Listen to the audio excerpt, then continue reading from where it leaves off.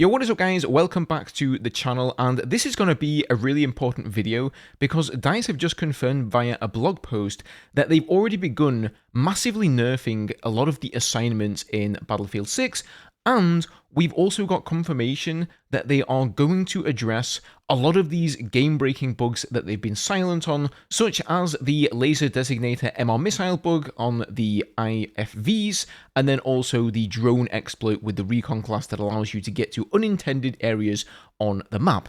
So, as always, if you guys enjoy the content here on the channel, hit the sub button, hit the like button. As always, thank you guys so much for your support, and let's just jump straight into the blog post here and read through this because I think this is really going to change the game for a lot of you guys. So, community update, challenge and assignment changes. Recently, we introduced updates that increase the XP earned in official matches and reduce the XP needed for the first 20 ranks. As we continue to build on the improvements we mentioned previously, we are also delivering a major overhaul of challenges and assignments guided by gameplay data and your feedback. Some of the adjustments in this update are substantial, and we wanted to share more context on how we arrived at them. This update makes significant reductions to challenge requirements, cutting down on time investment while maintaining a focus on skill-driven progression that rewards consistent play. Challenges and assignments are tuned around defined playtime targets, and these changes bring their requirements in line with these goals to make them more achievable within a reasonable session length. So challenges and assignments are tuned around defined playtime targets. That sounds like basically what they're talking about here is like audience retention, and I guess these were just tuned incorrectly then.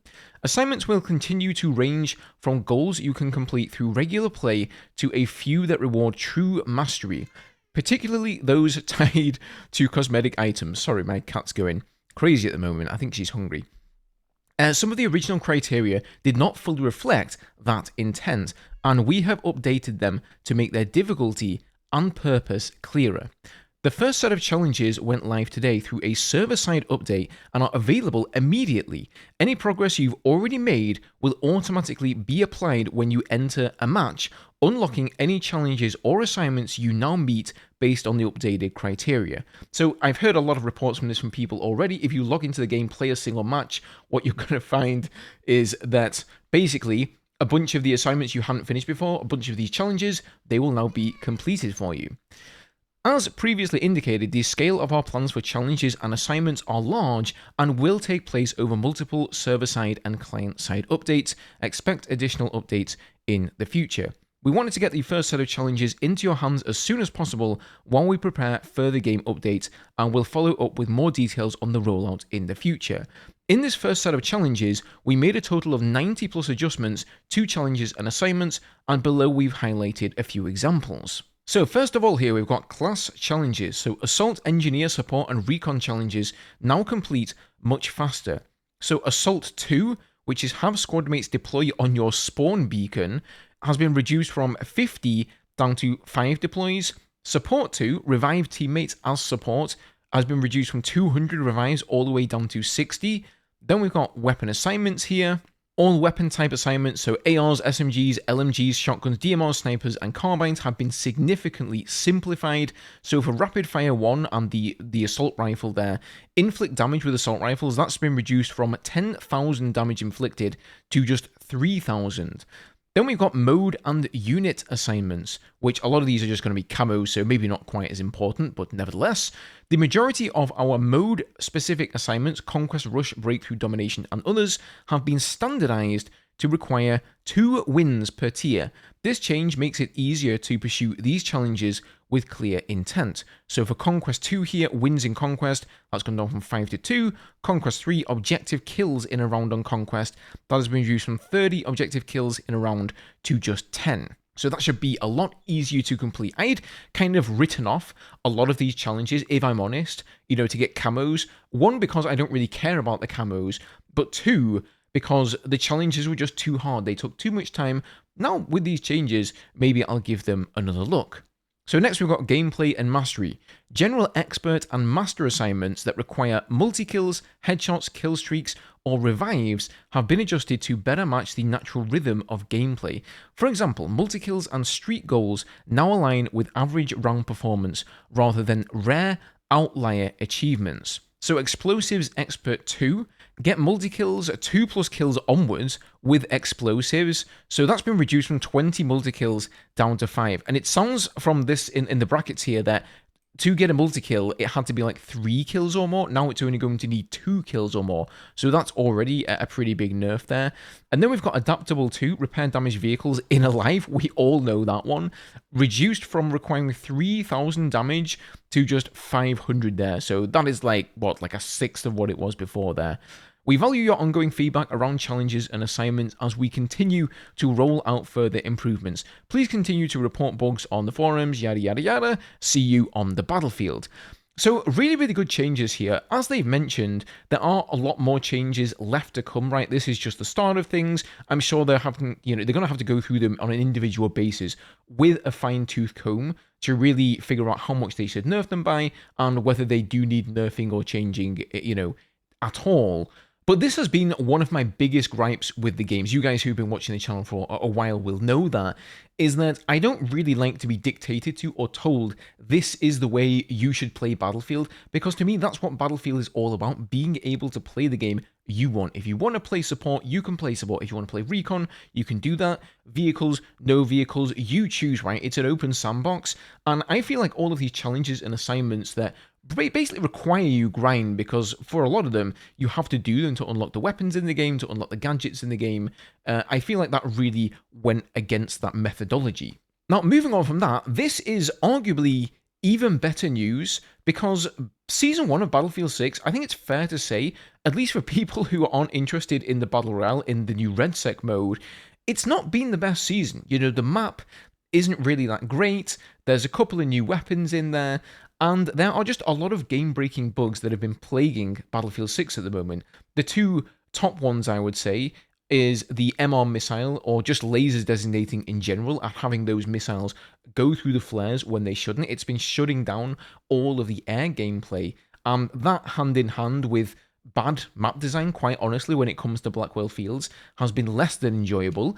And then we've also had the glitch with the sledgehammer, the recon drone that allows you to get to unintended areas on maps. And it's not just that, it's also the assault class's ladder that's been sort of, let's say, abused as well to get to areas that it shouldn't really be able to get to. And these are especially prevalent on maps like Sobek City, also Manhattan Bridge, Siege of Cairo, etc. Maps that have a lot of rooftops, right? You guys will be familiar. However, the lead producer, David Serland, it looks like he's just come off from a bit of a vacation, so I don't know. Maybe that's why we haven't heard anything. If somebody goes on vacation, then we get no feedback for a week. That's kind of shitty, in my opinion. But nevertheless, David is back now, and he has been spamming Twitter all day. Like, he absolutely blew up my phone with notifications this morning because he replied to so many people. Luckily, Battlefield Bulletin has come in here and done a quick summary of takeaways from what he's replied to people. So he says, recap from today's David Serland post. So upcoming fixes, the ladder glitch, the recon drone sledgehammer exploit, IFV painted insta-kill. Also, the air radar not working, so for any jet aficionados out there like myself, that's going to be a major one for you. And then additional weapon scope visual bug, and the weird jump then die bug. I'm not too familiar with that one, but I think when it comes to, the bloom, weapon sway, that sort of thing, they had promised us some fixes to that in Season 1. I think there was some sort of a miscommunication there, or maybe we misread something or something like that. Somewhere along the way, wires got crossed, and it didn't come with Season 1, and it's instead going to be coming with this mid-season patch here. So I'm also really, really looking forward to that. And then here's some more stuff that Battlefield Studios is also looking into. So RedSec footsteps and audio mix issues.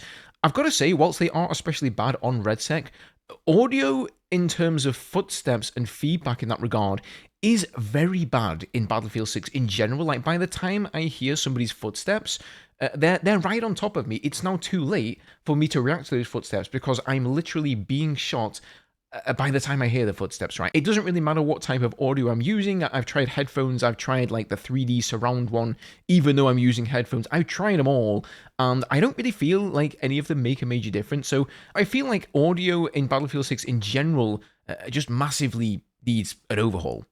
Rush and Breakthrough layouts. There's obviously a lot to unpack there. I think it's fair to say a lot of the layouts in Breakthrough and Rush aren't fantastic, so good to hear that they are looking into that. Weapon recoil concerns, we just talked about that a couple of seconds ago. Official and verified Portal servers will be running at 60 Hz. Serlin says it requires all the previous XP-focused setups with bots to get cleaned out and running the new setup. So it looks like it is going to come at a bit of a cost for creators. They're going to have to basically go through every single experience that you've already made, probably republish it again, but I think it's going to be worth it, right? 60 Hz, just like we're running on the match-made servers, is absolutely mandatory, in my opinion, for Portal. So really, really good to hear that one. Regions with small or low populations. Apparently, they are running a test in smaller regions with some official servers running all maps and modes setups.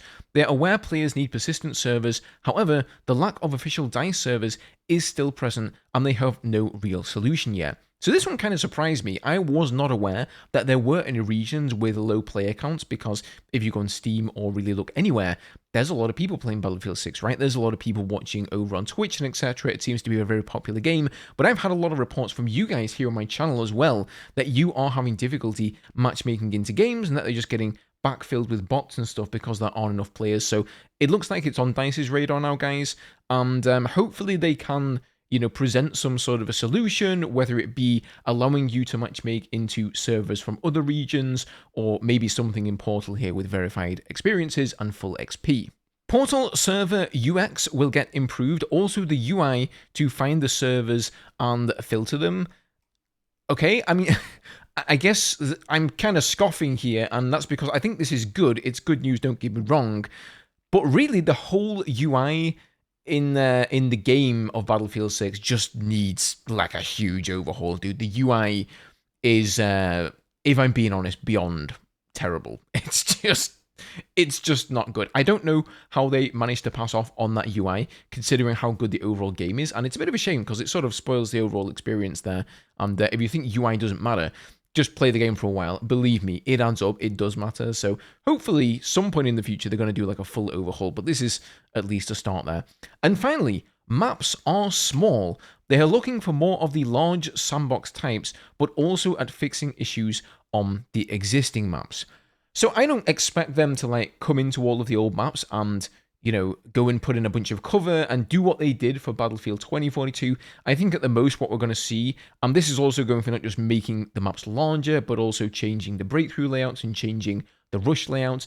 Basically, they're going to be able to make the bounds of the map, the outer bounds areas, a little bit larger, increase the flight ceiling, right, for the air vehicles, and yes, they can do things like move around the MCOMs, move around the capturable areas on Breakthrough, but are they actually going to, like, make the maps bigger with all of the set dressings and all of the cover and stuff like that? Probably not, if I'm being honest with you guys. If you want a truly large map in Battlefield 6, you're going to either have to go to Portal. There are a couple that I was playing yesterday on stream. There's going to be a video coming on that soon, so look out for that one if you want to play some truly big maps. Or you're going to have to wait until future seasons come out. And if we're lucky, maybe there's a big map coming down the line, but if I know DICE correctly, I kind of hope they've already got Season 2, Season 3's maps planned out there. So who knows? If they don't have any large maps planned, then we could be waiting as long as like Season 4 by the time the feedback that we're giving them now is actually actioned upon and delivered to us in the form of a big map. But I guess we will see. So guys, hope you enjoyed the video. Leave me your thoughts down below. What do you think about the changes to the challenges? I think it's all good news, right? A lot of the bugs are getting fixed, challenges are being addressed, so onwards and upwards. If you enjoyed the video, don't forget to leave a like if you found it enjoyable or informative. Don't forget to sub to the channel as well to stay up to date with everything Battlefield 6, and I will see you all in the next one. And so will Lopper. Come on, Lopper, we got to do our traditional goodbye. Yes, there's a good girl. He's a good girl. Oh, she's not happy.